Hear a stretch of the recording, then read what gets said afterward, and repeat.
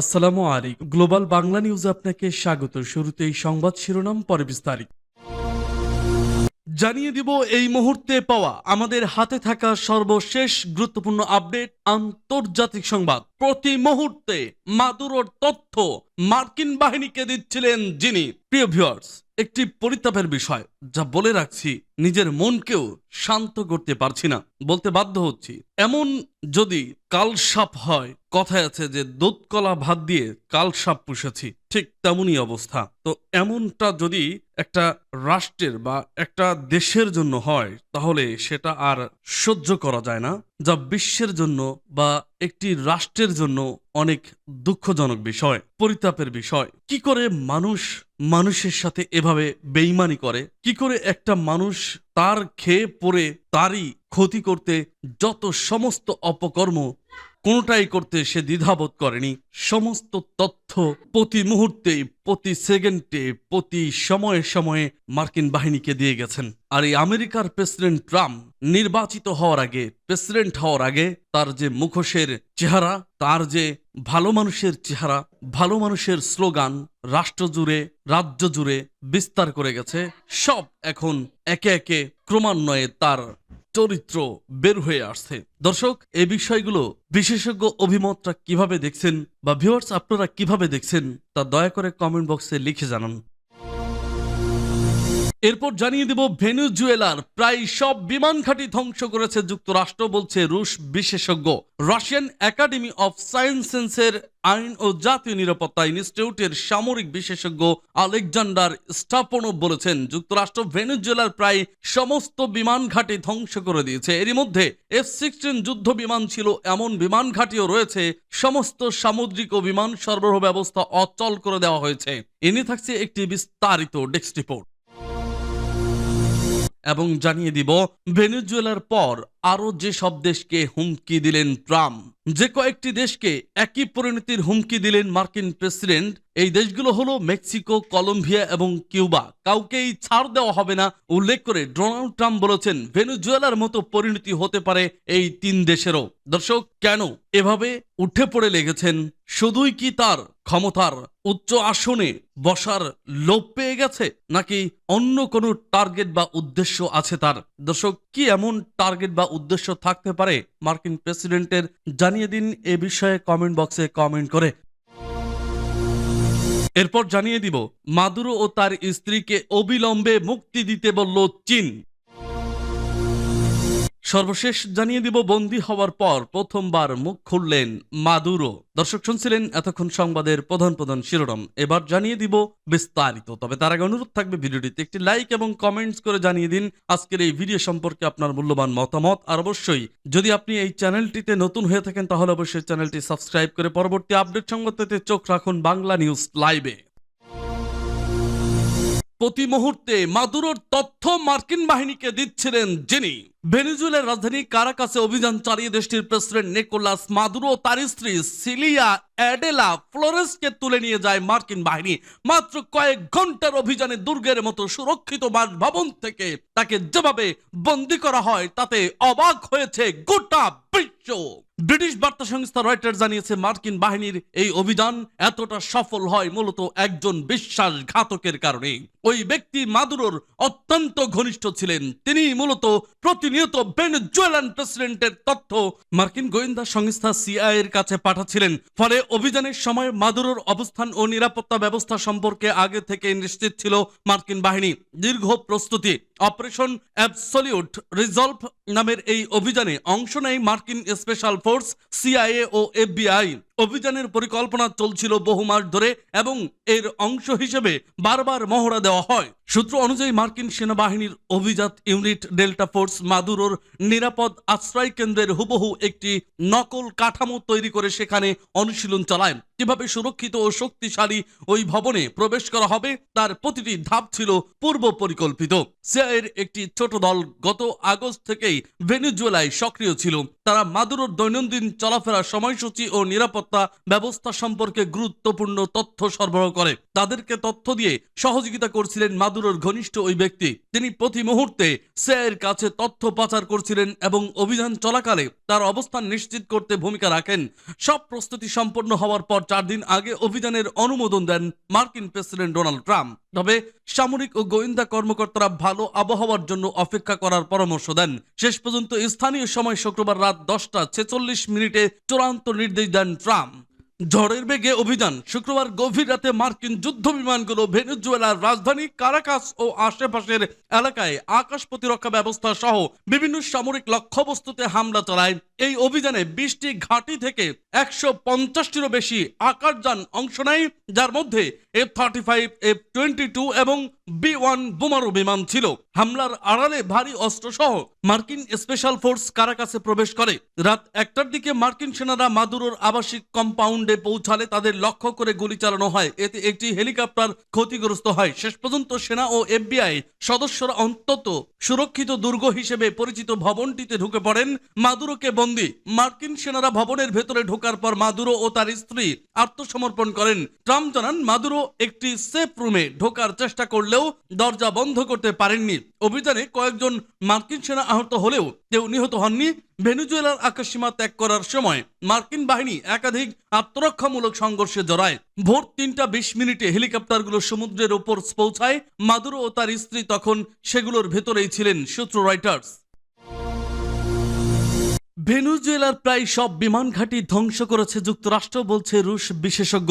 Russian academy of সায়েন্সের আইন ও জাতীয় নিরাপত্তা ইনস্টিটিউটের সামরিক বিশেষজ্ঞ আলেকজান্ডার স্টেপানোভ বলেছেন, যুক্তরাষ্ট্র ভেনেজুয়েলার প্রায় সমস্ত বিমান ঘাঁটি ধ্বংস করে দিয়েছে। এরই মধ্যে F-16 যুদ্ধ বিমান ছিল। এমন বিমান ঘাঁটিও রয়েছে।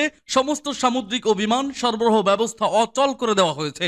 শনিবার বার্তা সংস্থা তাস জানিয়েছে, তিনি বলেন, দেশের প্রায় সমস্ত সামুদ্রিক এবং বিমান সরবরাহ সুবিধা ধ্বংস হয়ে গেছে। সামরিক প্রযুক্তিগত সহযোগিতার অংশ হিসেবে পূর্বে মোতায়েন করা Su-30 যুদ্ধ বিমানের সঙ্গে কি হয়েছে সে সম্পর্কে বর্তমানে কোনো নির্ভরযোগ্য তথ্য নেই। তবে আমার কাছে তথ্য আছে, প্রায় সমস্ত বিমান ঘাঁটি ধ্বংস হয়ে গেছে, যার মধ্যে F-16 এবং সামরিক পরিবহন বিমান যেখানে অবস্থিত ছিল সেগুলো অন্তর্ভুক্ত। রুশ বিশেষজ্ঞ বলেন, ভেনেজুয়েলার বিমান ও সমুদ্র সরবরাহ বর্তমানে কার্যত অচল। সামরিক ও বেসামরিক উভয় ক্ষেত্রে স্টাপানোভের মতে মার্কিন বিমান বাহিনী প্রথমে ভেনেজুয়েলার বিমান প্রতিরক্ষা ব্যবস্থাকে ভেঙে ফেলে এবং প্যারাট্রুপার সহ হেলিকপ্টার দলগুলো রাজধানীতে প্রবেশ করে। তিনি বলেন, যেহেতু বিমান প্রতিরক্ষা ব্যবস্থা ইতিমধ্যেই অচল হয়ে পড়েছে এবং দেশের আকাশসীমা মার্কিন বিমান বাহিনী ও বিমানবাহী রণতরী স্ট্রাইক গ্রুপের অনবোর্ড সিস্টেমের নিয়ন্ত্রণে রয়েছে, তাই বিশ্বাস করার কারণ আছে যে পুরো দেশ জুড়ে কার্যত রিমোট কন্ট্রোল প্রতিষ্ঠিত হয়েছে।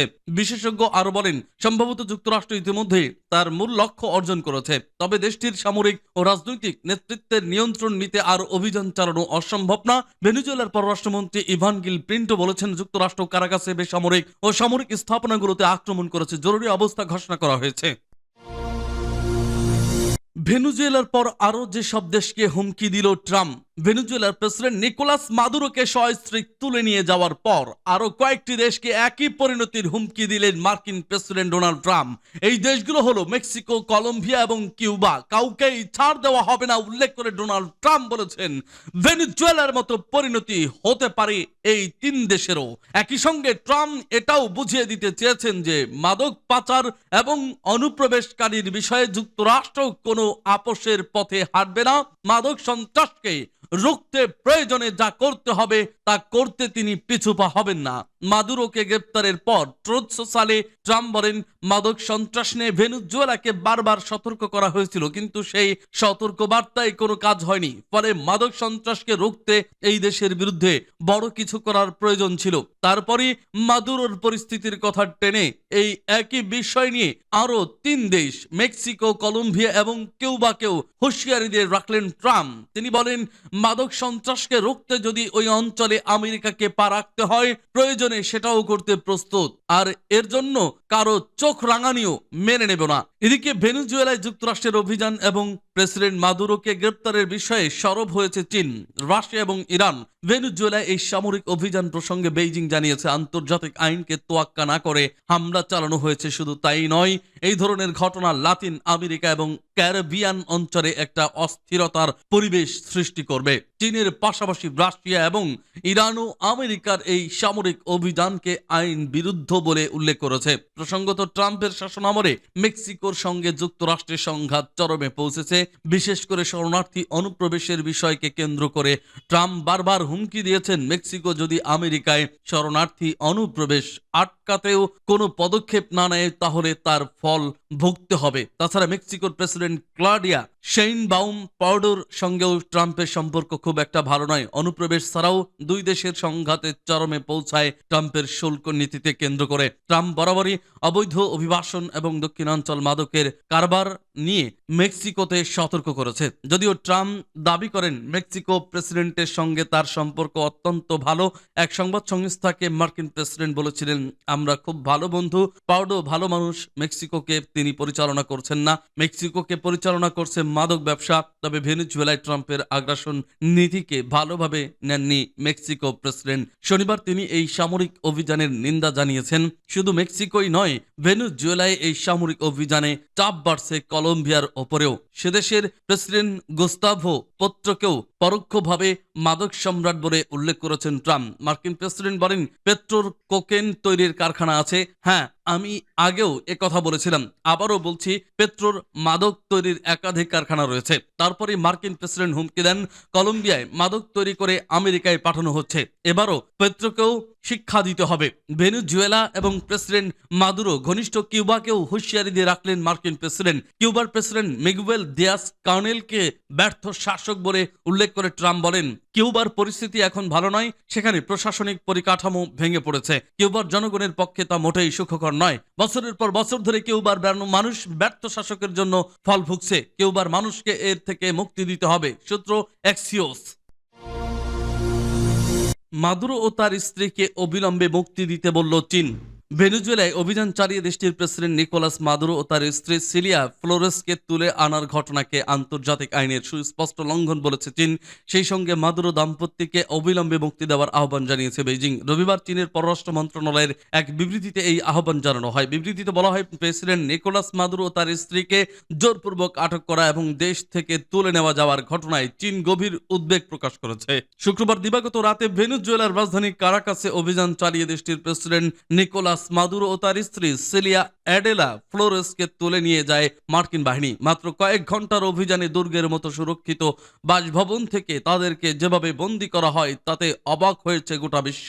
বর্তমানে তাদেরকে নিউ ইয়র্ক সিটির ব্রুকলিনের মেট্রোপলিটন ডিটেনশন সেন্টারে রাখা হয়েছে। সূত্র আল জাজিরা।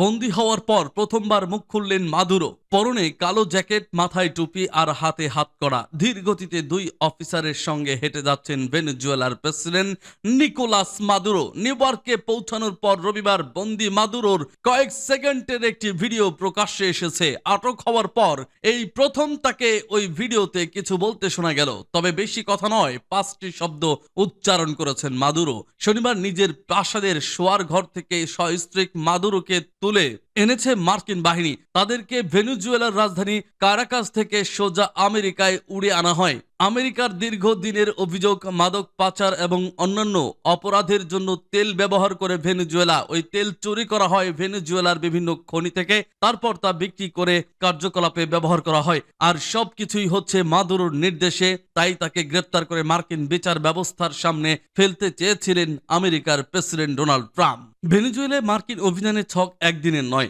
অনেক দিন ধরে পরিকল্পনা চলছিল। গত 4 দিন ধরে বারবার এই অভিযান বাস্তবায়িত করার চেষ্টাও করেও ব্যর্থ হয় মার্কিন প্রশাসন। ট্রাম্প নিজেই সে কথা জানিয়েছেন, কারণ খারাপ আবহাওয়া। তবে শনিবার তিনি সাফল্য পেয়ে উচ্ছ্বসিত। নিজের উচ্ছ্বাস লুকাননি মার্কিন প্রেসিডেন্ট। তিনি জানান তার কাছে পুরো অভিযান একটা টিভি শোর মতো মনে হয়েছে। ট্রাম্প নিজেই মাদুরোকে নিউ ইয়র্কে নিয়ে যাওয়ার কথা জানান, সেখানেই তাকে বিচারের সম্মুখীন করা হবে বলেও জানান তিনি।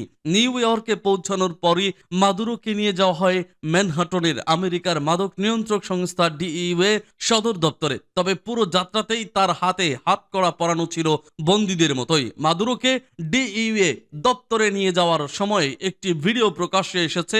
ওই ভিডিওতে মাদুরোকে অত্যন্ত শান্ত দেখাচ্ছে। ধীর পায়ে তিনি হেঁটে চলেছেন ডিউয়ের দুই কর্মকর্তার সঙ্গে। সে সময় তার সঙ্গে থাকা কর্মকর্তাদের মাদুরোকে বলতে শোনা যায়, good night, happy new year. Maduro এবং তার স্ত্রীকে প্রথমে নিউ ইয়র্কের স্ট্রাটওয়েট এয়ার ন্যাশনাল গার্ড ঘাঁটিতে নিয়ে যাওয়া হয়। তারপর সেখান থেকে তাদের হেলিকপ্টারে করে উড়িয়ে নিয়ে যাওয়া হয় ম্যানহাটনের ডিই এর সদর দপ্তরে। সেখান থেকে নিয়ে যাওয়া হয় ব্রুকলিনের মেট্রোপলিটন ডিটেনশন সেন্টারে। সংবাদ মাধ্যমের প্রতিবেদনে বলা হয়েছে, মাদুরোকে ম্যানহাটনের ফেডারেল আদালতে পাঠানো হতে পারে। শনিবার আমেরিকার অ্যাটর্নি জেনারেল পামেলা বন্ডি সরাসরি ভেনেজুয়েলার বিরুদ্ধে ষড়যন্ত্রের অভিযোগ এনেছেন। জানিয়েছেন শিগগিরই তাদেরকে আমেরিকার বিচার ব্যবস্থার সম্মুখীন করা হবে।